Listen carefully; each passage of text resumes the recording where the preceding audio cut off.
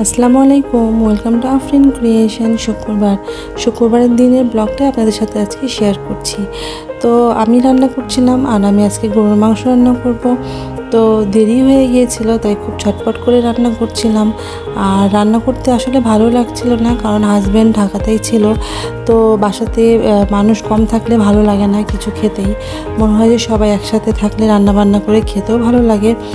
তো যাই হোক, ও তো শনিবারের দিনই চলে আসবে, যার জন্য হচ্ছে ভাবলাম যে মাংস বেশি করে রান্না করে রেখে দিব। তো এই তো আমি হচ্ছে মাংস রান্না করলাম। মাংসটা কোয়ান্টিটি বেশ অনেকই ছিল আর কি।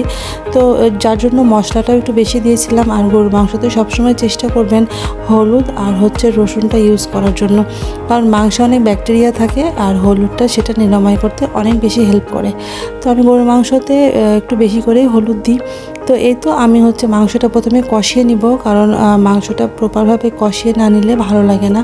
তো আমি মাংসটা ভালোভাবে কষিয়ে নিলাম, অনেক সময় ধরে কষাচ্ছিলাম। আর আমি পানি দিচ্ছিলাম না, কারণ হচ্ছে ওই তেলের মধ্যে দিয়ে কষাচ্ছিলাম। তো এই যে কষাতে কষাতে খুব সুন্দর একটা কালার চলে এসেছিলো। তারপরে আমি প্রেসারে মাংসটা দিয়ে দিয়েছি সিদ্ধ করার জন্য। তা মাংসতে আমি আলু দিব, যার জন্য আমি আলুটা ভেজে নিলাম অন্য এক চুলাতে। আর পাশে প্রেসারে আমি হচ্ছে মাংসটা মানে হচ্ছে সিটি দেওয়ার জন্য রেখে দিয়েছিলাম।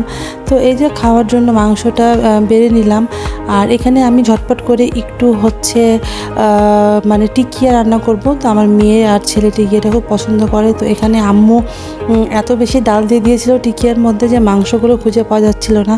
তো আমি সবগুলো করে নিয়ে আমি মাংসতে বেছে বেছে অল্প কিছু টিকিয়ার জন্য হচ্ছে ব্লেন্ড করে নিয়েছি। আর এই তো আমি হচ্ছে ডিম আর হচ্ছে মানে হচ্ছে যেটা আমরা টোস্টের যে হচ্ছে বিস্কিটের যে গুঁড়াটা থাকে, সেটা আমি আমার বাসাতেই টোস্ট ছিল, আমি সেটা দিয়েই করে নিচ্ছিলাম। আর এই যে বাচ্চারা প্লে করছে আর আমি এখানে টিকিয়া বানাচ্ছিলাম।